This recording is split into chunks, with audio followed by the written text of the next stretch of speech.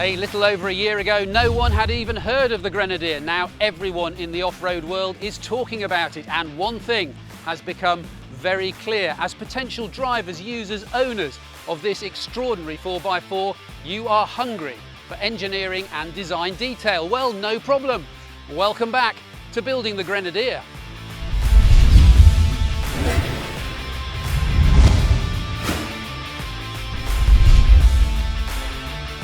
For this episode, we've invited some serious off-roaders to take an exclusive first look at a very special Grenadier prototype, chassis 001. All right, fellas, I want you to take a look at something.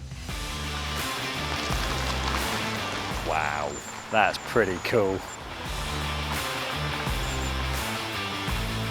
I know you want to get underneath. Look at that, it's absolutely. I've always been a lover of what I call the iconic 4x4s, and this to me is an iconic 4x4 for sure. The size, the way it's laid out, the position of the engine, everything I've looked at so far, it's going to be a workhorse. Can't wait to get hold of one. That's nice. I love this.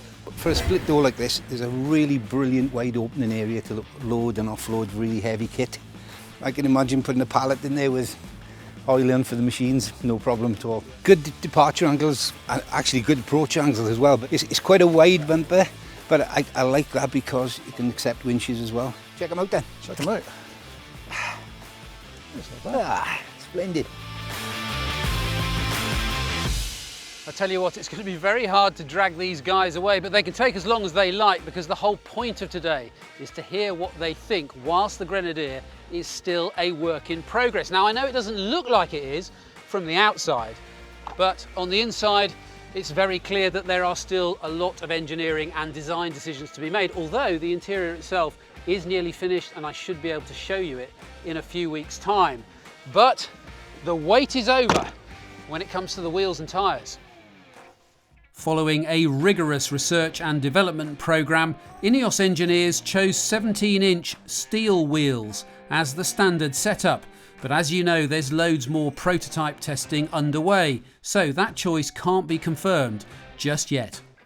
Ineos has clearly never made a tyre, never made a wheel before, so how did you go about developing what is a unique bespoke package for this vehicle? So we started the selection process more than a year ago with some tests on our first prototypes, and after the evaluation of these tests we nominated Bridgestone as a capable but also a very willing supplier. The Grenadier will come with tailor-made Bridgestone tyres as standard. Ineos believes Bridgestone is the perfect tyre partner. The company has nearly a century of experience, plus the necessary global network to support a 4x4 built for the world's most remote places. So tyre options, there will be for people who want something more aggressive, there will be an option for a BF Goodrich tyre. The standard tyre is the one that you, Andy, at Bridgestone are developing, which is this. Now this is a demo tyre. Yep. It's because you walk on and go, it's a little bit small, Yeah. But it demonstrates actually the tread pattern. So you're saying that you've got a tyre you've already developed, it's been proven, it's been tested. Absolutely. But you're then kind of up-speccing it specifically for the Grenadier. Absolutely. So we've changed the compound initially so that it's got better off-road performance, particularly in the snow, and also we've changed the construction slightly to make it more tuned, and this particularly helps with the steering in laden and fully laden conditions with the trailer.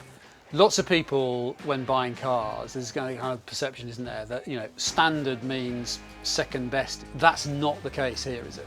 Absolutely not, no. So we've worked really hard with the Grenadier team to make sure that what is offered to the standard fitment is absolutely what is required for the vast majority of people running the Grenadier. So the package that we've put together with the wheel and the tyre is suitable, it's snowflake marked, so it performs as well in the snow as it does in the mud, and it is great on-road capability as well. So let's just focus on the rims. From a materials point of view, is the reason you've gone for steel as the standard as obvious as you might expect, that it's incredibly robust and you can beat it with a hammer if you bend it? It has to be robust, for a car, but also durable, and steel wheels would be perfect for you know, for use in winter and also for hard road conditions. From a sizing point of view, you've gone for 17-inch and 18-inch diameter rims. Why not 16? In terms of brakes, you know, we had to respect a specific package to perform as expected, and clearly the 16 didn't fit, you know, for our brake system, so that's why we didn't go through 16 inches. Wheel options will be larger 18-inch steels or unique alloys in both sizes, all fitted with the Bridgestone tyres. All right, what's been your kind of general feeling? It's just like ticking boxes, good engine, reliability, tick, automatic gearbox, reliability, tick, transmission, it's all there, all the axles, the way the body's built, put together, the big doors at the back, it's all there. You see it, you know, on all the social media posts, the previous videos, you've seen all of that, we've all watched them, but actually to come here and see it and to measure up against what we were expecting. It's very much a very exciting project, and I can't wait to see this thing out on the road. When you're trying to make a vehicle like this, the ultimate off-roader that's going to be used in incredibly varied conditions, in the automotive world, that's a hell of a thing to try and create a vehicle that's capable of doing all that. Do you get the sense this is a compromise? No. No. This is the vehicle you want for the next 20 years. You're just trying to make your vehicle as reliable as it is, because there's nothing else out there at the moment to, you know, replace it. I keep utilising older and older vehicles because there's nothing there that I feel can replace what I've got at the moment. And then coming to have a look at this, it's looking pretty good, to be honest. It's nice that standard is on steels though. Car manufacturers constantly are pushing alloys to you. Steel wheel's fantastic, it does what it says on the tin. That's what a lot of people are going to want out of this. Yeah. How many of you have bashed out a bent steel wheel with a big hammer? Yeah, a few times. Sitting there with a sledgehammer and smashing it back on, putting it back straight. Oh yeah, it's a little bit buckled. I'll be all right, blow it up, and off you go again.